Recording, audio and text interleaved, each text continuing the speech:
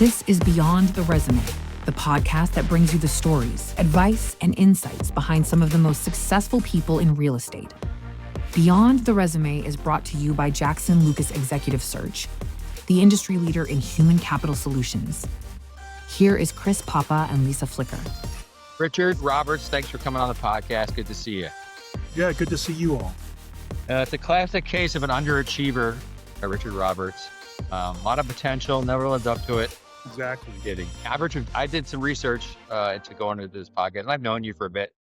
I did not realize how impressive your career's been. I'm like a little intimidated to talk to you right now. In parts. Yeah. It's funny when I proposed to my wife and she agreed to join me out here and get married because she was living in California. She said to me, the internships have got to stop. Time to make some money. These are actual jobs. What are you talking about? Well, Getting paid like an intern, though. Exactly. Very funny. Well, let's talk about how you're getting paid right now. You're at Redstone Equity Partners. You're the principal and chief business development officer. Can you tell the millions listening about your current role in Redstone and kind of go from there? Yeah, I'm happy to do that. Redstone is is 95% of what we do is low income housing tax credit syndication. And so we are a company that participates in the LIHTC program and arranges those transactions and operate as a conduit between developers and capital providers, principally banks and insurance companies. And the way I spend the bulk of my time is on the developer side of our business, helping developers to access the capital markets by bringing tax credit equity into their transactions, or by generally helping them kind of strategize about, business positioning, opportunities, and those kinds of things. But all in the realm of affordable housing. So that's how I spend my time. We have a small but we think mighty group of originators and acquisitions people who help to identify transactions and then help to process them and kind of move them through the system from the point where we agree with them that we're the right partner for them on a deal with a particular pricing and terms, and then we sign a letter of intent, kind of, evidencing that, and we kind of move those transactions through the closing process. And so one of the other partners in the firm, Rob Vest, and I oversee that transaction effort, kind of originating them and kind of moving them through. And that's how I spend my time. That's fascinating. So you're helping produce a lot of affordable housing in this country. We try. It's been, we're really fortunate to participate in the program. It's a great way to be engaged with a sophisticated business where a lot of smart people that work with us and work on our team. But we also feel very good, to your question, Chris. We feel really good about the end product and the impact that we have and our ability to be able to provide housing and to positively impact communities all over the country. And we've been fortunate. We do it all over the country. So we've done projects in, I think, 48 states, District of Columbia and Puerto Rico. It's really rewarding in that regard. Yeah. It seems like a lot of your life is dedicated to that. Let's talk about, you went to Yale, you did JD from Yale. But let's talk about when you were younger. Where did you grow up? Did you always envision yourself to be a lawyer? Is that what your dream was? No, when back when I was growing up in Akron, Ohio, and growing up in the 70s, I always, aspired to be a tax credit syndicator. You were 5 and you said, I dream of. Yeah, it didn't even exist. It didn't even exist. Exactly. I wish someone would create this program where I could, do this. Wow, that's really like you had a vision board. Exactly. It's funny when I went to work at the city of New York, and I was at the housing agency. I don't know, like I got there the first day. There was nobody who wanted to have lunch with me, so I went to lunch with the general counsel of the agency, and I said, Matt, my gosh, you've been general counsel of this agency for 25 years. I said, had you always wanted to do this? He said, since the age I was 12, I've known I wanted to be a New York City agency lawyer or a professional disco dancer. And I said, like Denny Terrio? And he's like, exactly like Denny Terrio. And so I was like, so I had visions of this guy on solid gold, in a one-piece gold leotard, doing the John Travolta thing. And at the agency holiday party, he did not disappoint. He was, Wow. yeah, he He was wasn't really into joking, it. huh? No, he was not joking.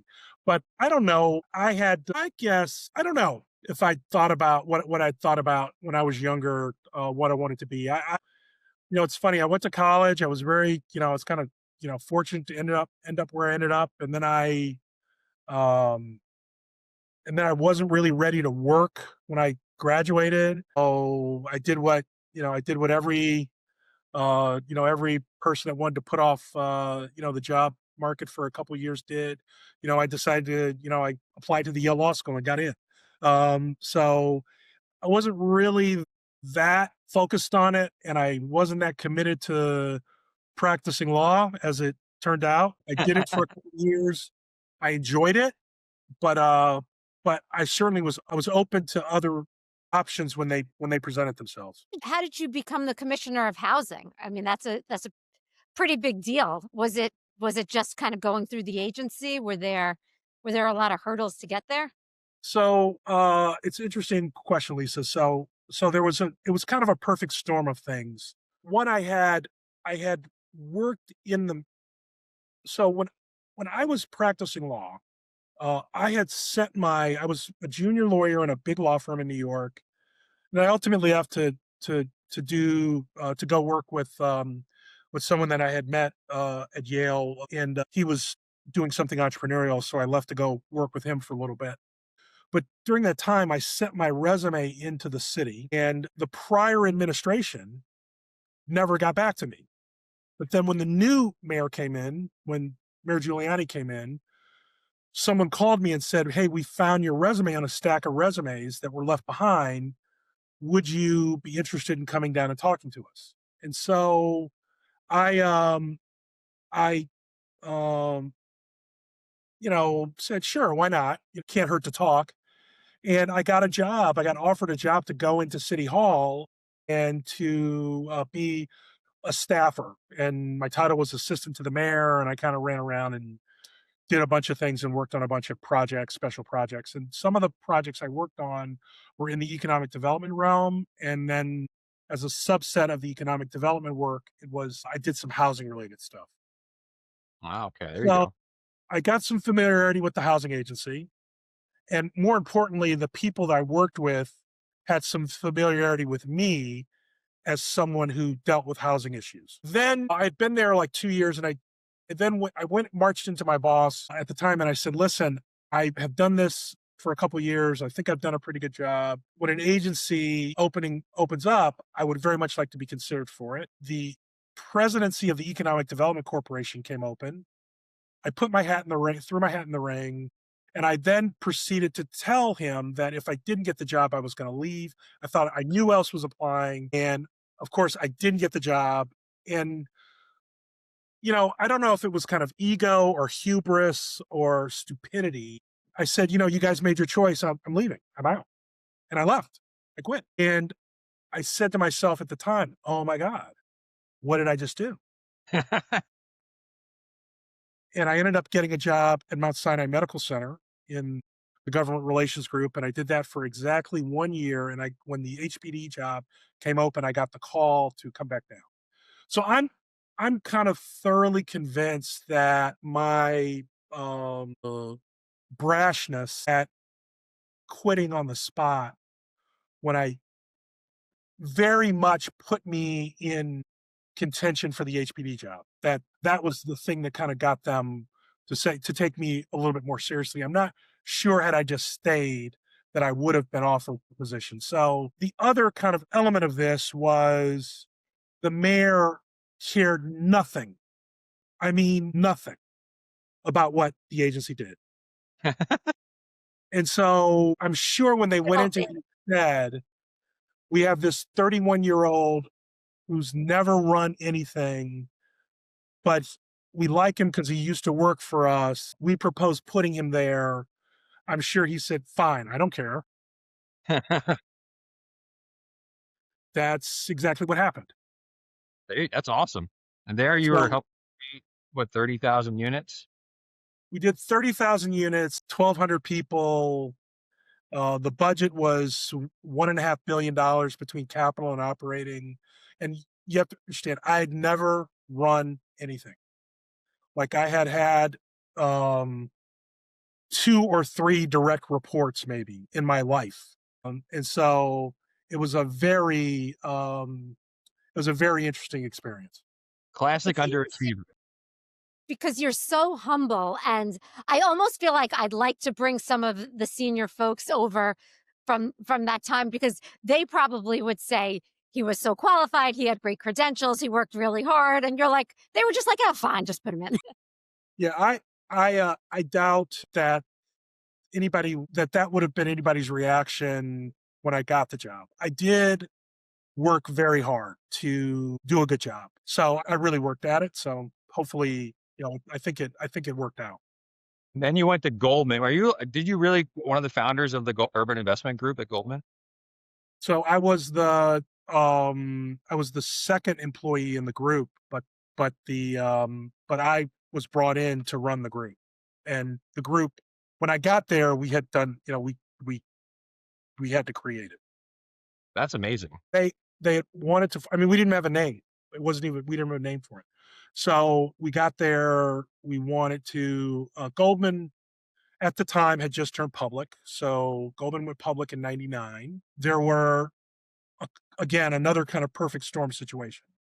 So they had gone public in 99. They created a tremendous amount of both entity wealth. The entity was very strong financially, and they'd also created a tremendous amount of personal wealth for the partners of the firm. And there was a real desire on their part to give back, to make an impact, and so they created UIG at the same time they created the Goldman Sachs Foundation. And so there were kind of dual sides, two sides of the same coin. We want to demonstrate that we have a culture that cares about community and be a good corporate citizen and all that Yeah. important stuff. They were also very, very concerned that the provisions of CRA there was a lot of talk early on in the Clinton administration about applying CRA to investment banks. And so I think they were very concerned that once people kind of focused on how much wealth had been created and how big, because remember, they were a private partnership, they really didn't have to report on any of the stuff previously.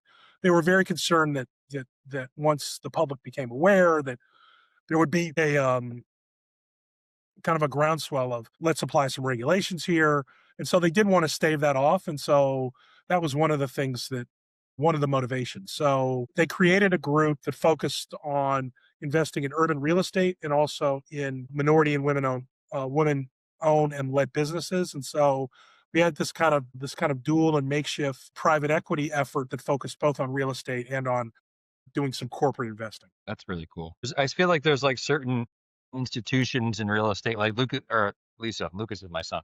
Elisa, His son, I get them mixed up sometimes. about the same height. Said Morgan Stanley had the Whitehall Fund. Goldman had Whitehall. Goldman was Whitehall. Morgan had the Mesref. Is that what it was? Mesref. Yes. They had so many people that came out of that world, like back in like the 90s. Yeah. Like, and they started their own firms, and like I feel like Urban Investment Group is like that too. It's like so many people went through there as like that names that you know. Yes, very much so. The effort, I was gone by then, but the effort really took on kind of added significance after the financial crisis, when Goldman accepted TARP money out of the Treasury, it then required them to comply with CRA. So that then added kind of rocket fuel to the Urban Investment Group and its investment mandate and portfolio. You should write a book. I feel like you said you didn't grow up in New York, right? You said you grew up in... No, I grew up in Akron, Ohio, where the rubber meets the road. But now you are a New Yorker. I am. I've been here since the fall of 1989, Wow. so I've been here a long time. What do you? I mean, you've been at Redstone. I mean, were you at the beginning of Redstone?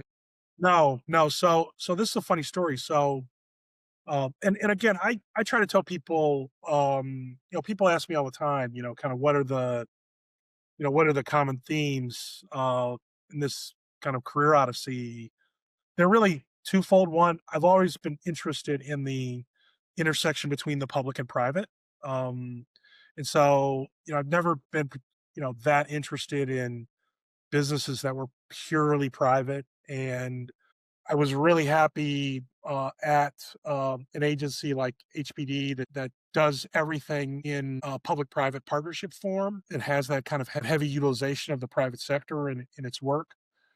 As opposed to would I have been happy at the Department of Sanitation or the Department of Juvenile Justice or someplace like that where, it's much more kind of a government delivered service. I don't know that I would have been as interested in that type of work. So that's one theme.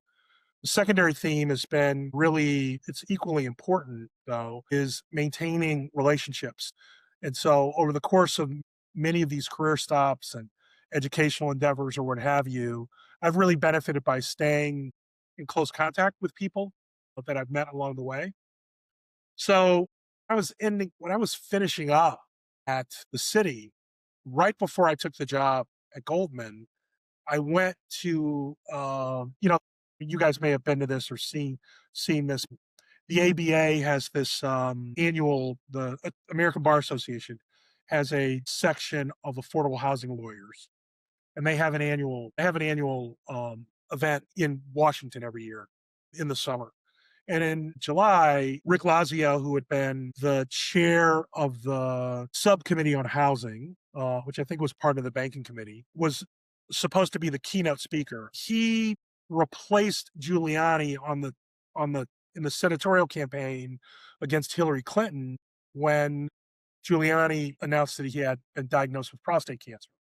Hmm. So when Lazio was supposed to do this speech, the Merrill administration wanted to be very helpful to him, and because he was, stepping up to take over for the Senate run that was happening, in a couple months. And so I got sent to DC to replace Lazio to give a speech. Huh. In that speech, I referenced the fact that I was a long-suffering, I don't know how I weaved it in, but I was a long-suffering Cleveland sports fan. And just so happens that my current colleagues at Redstone were part of a group called Apollo Housing, which was based in Cleveland. And they came up to me after the speech and said, "Oh, we really appreciate. We never hear a reference to Cleveland. Great." And Bob Fine and I became friends as a result of that interaction in um, July of 2000. And then, one thing leads to another. I go do this, I go do that. They, Apollo gets bought by RBC. They go work at RBC for a while. They ultimately spin out and form Redstone. And then I guess they formed Redstone in late 2007, early 2008. A couple of years into that effort, they were very focused on trying to develop their business in New York. And so they called me, and they would call me, you know, over the years, they would call me and say, "Hey, we're looking at something in New York. Do you know this person? Do you know this deal? Do you know this project? Do you know this site?" And I would, give them just kind of, honest feedback based upon what I knew. And that led to them calling me all those years later and saying, "Hey, we're interested in breaking into New York. How would we do that?" And so ultimately got engaged by them as a consultant to help them develop a plan. I want to say that was 2010. And then I joined them permanently the next year. Wow. Any political aspirations? Let's No, break no, it down.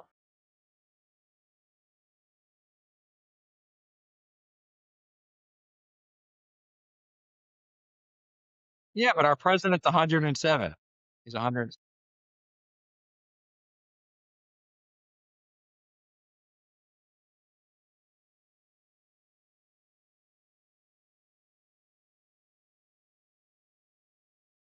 Where I mean, I was telling somebody earlier today, actually, I was saying, one of the things that people talk all the time, "Oh, government should be more efficient, should be more this, should be more that." One of the things that people, I think, don't realize is that when you work in the private sector, right, you decide on a daily basis who you want to talk to. Someone calls you, you decide whether you want to return the call, you decide whether it's you have a conversation with them, what they're doing isn't relevant to what you do, and that's it. You move on. But when you work for the government, right, your job is to deal with the public. And I don't care what you were planning to do that particular day. If you get a call from the public, or there's a New York Post article that exposes something or discusses something that creates a problem for city government, you have to deal with it. You can't just decide you don't want to deal with it. And I don't have the patience for that anymore. And I also really don't have the patience for the public. Like I don't, I used to be able to go to a community board meeting and loved it. And, you know, go to community board 4 in Bed-Stuy at 8 o'clock at night, sit there for 2 hours talking about some project, good and bad, people supportive, people against you, people used to eat that up, used to enjoy that. Now, I'd be like, what are we doing? Why am I here? And I think that that's been one of the really nice benefits of being involved in the industry as long as I have, to be able to identify uh, part of the industry that really resonates with me, in terms of the work, so that I can concentrate on that.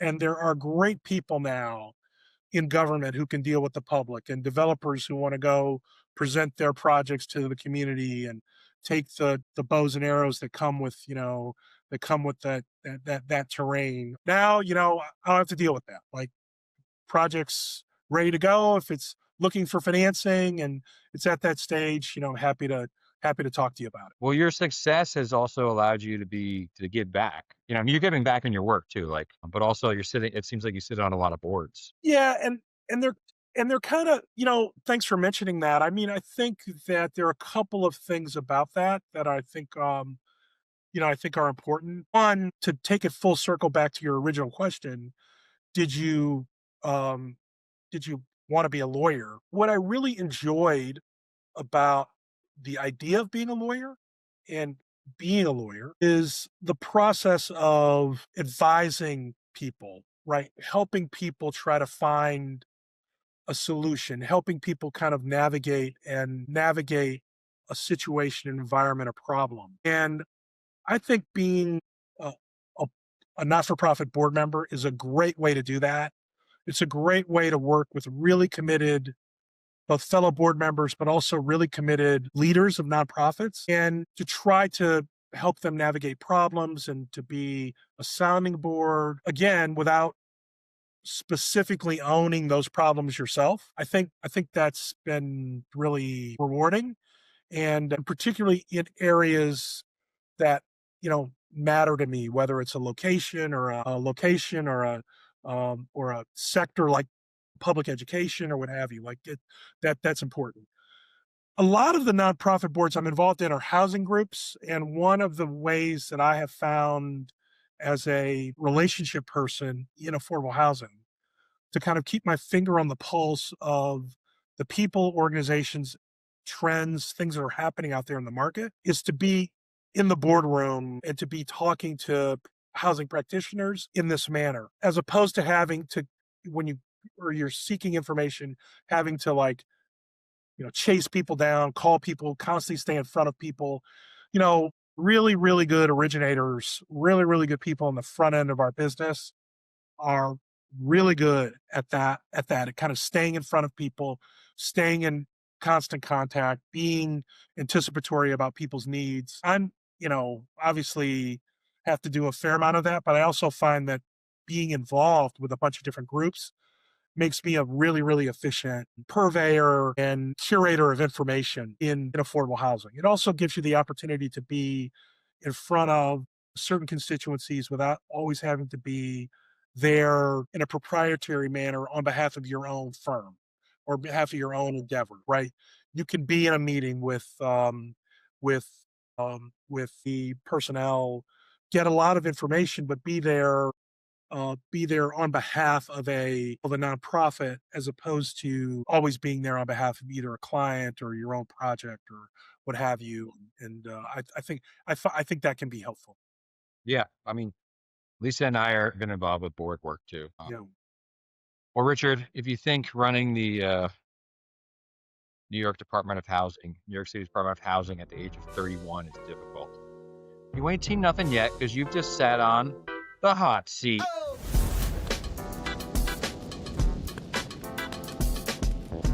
Hey, all right. He could take it. He's prepared a little bit, but not totally prepared. It's a little. It's. I had to sit up a little bit because it's a little warm. Yeah, the back of your chair is on fire right now. I adjusted. You got this. I have full faith. All right, here we go. So first Also- one, do you have a book or podcast recommendation? Anything you're reading or listening to right now? You know, I don't, and let me tell you why I don't. I am a huge, I mean, massive Ohio State football fan. Ah, there you go. And so I'm also a Browns, Guardians, and Cavalier fan. But I have just gone through a really intense college football season where basically the only thing I listen to or watch are videos, podcasts, and information about all things Ohio State football, from recruiting to games to vibes. I am all in. So I listen to things like Buckeye Talk and No? the Bill and Doug show, which are my two favorite Ohio State football writers. So I'm now at the point where I got some good. I got a really good book that someone just gave me. I'm just gonna look because I just sent it to someone else, and I think it's in my Amazon order list here. Let's see. Yes. So I just picked up and started reading a book by edited by a guy named Jim Basker, who is a good friend and is a professor at Columbia. And he sent me a book it's called Black Writers of the Founding Era, a Library of America anthology. And it's described as a groundbreaking anthology revealing the rich diversity of Black writers' perspectives and experiences during the American Revolutionary period. And one of the reasons I got really interested in that was I just finished the Ken Burns. Oh, Ken how was it? Burns. I read the book 1776, which was amazing, but I haven't watched the.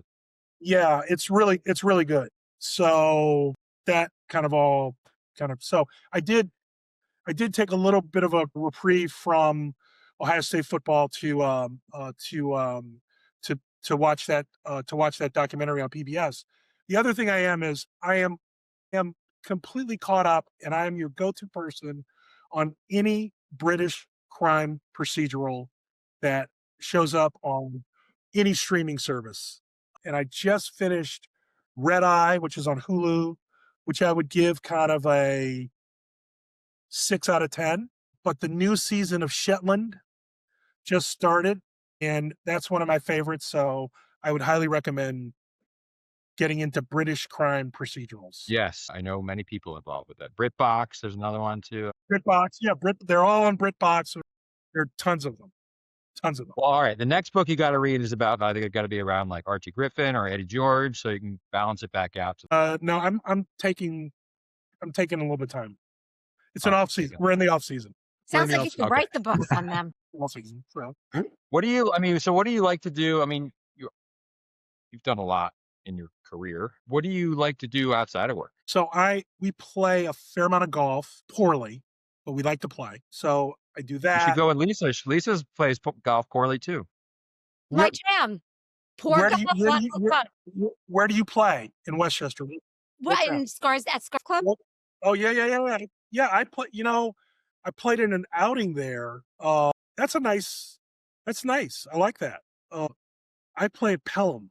So that's pretty close by, yeah. Yeah. So Well, you have to come up to Scarsdale. We'll make a day. It'd be great. I do that, and then I work out at this boxing gym called Punch. Sweet. Yeah, that's good So stuff, I do right? that. I do that 3 or 4 times a week. So your career has been so fascinating and interesting. What would you say is the most memorable deal or most memorable project that you've worked on to date? I'd say 2 things in response to that question.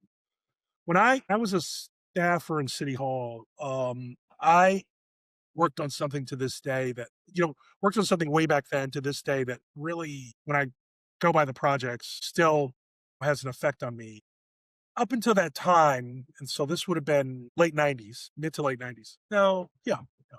So mid to late 90s. Up until that time, HPD, the city's housing agency, had never had didn't didn't really have an elegant way of financing, or an elegant or efficient way of financing a mixed use project that combined housing and retail.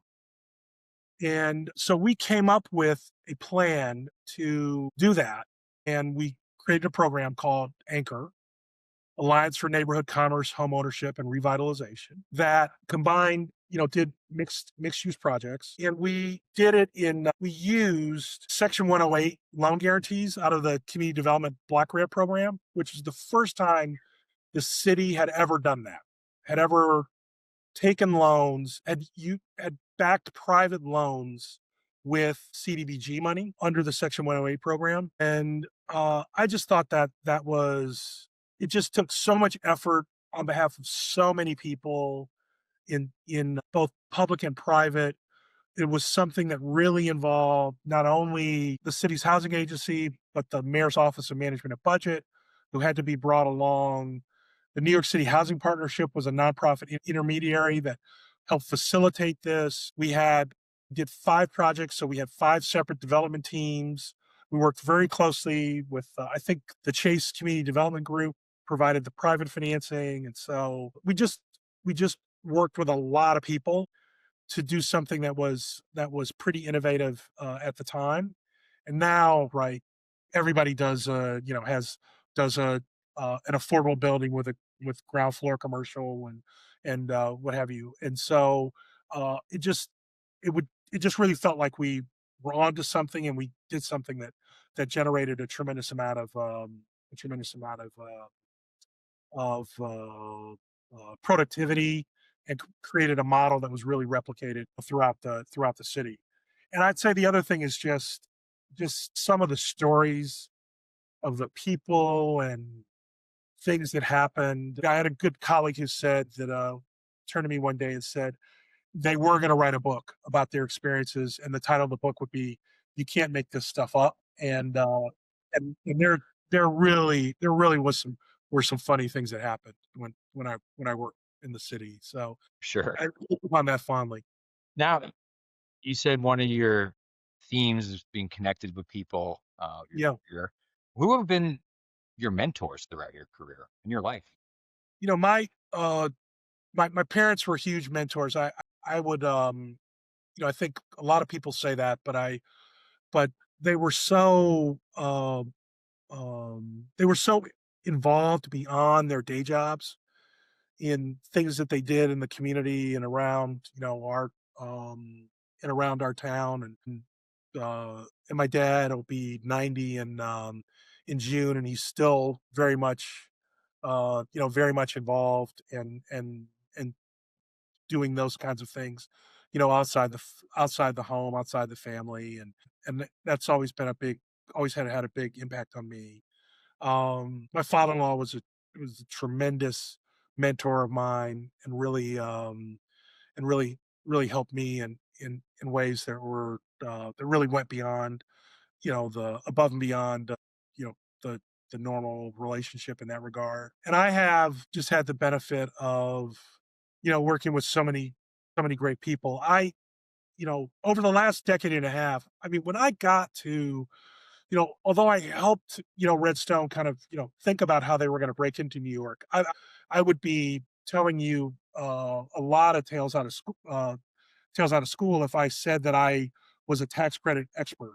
when I joined a syndication firm. When I was at Goldman, we did one tax credit deal, but most of it was kind of conventional, kind of private equity type investing, even though the capital might have been seeking, somewhat of a concessionary return. But I didn't really know anything about tax credits, and he reports to me, but I really would not have been able to do much or anything without Chris Murray, who I work with on a daily basis, and probably over the course of the last 15 years, have probably seen about as much of him as I have my family, because we've spent so much time traveling and working on deals together and being involved. I've just learned a tremendous amount from him.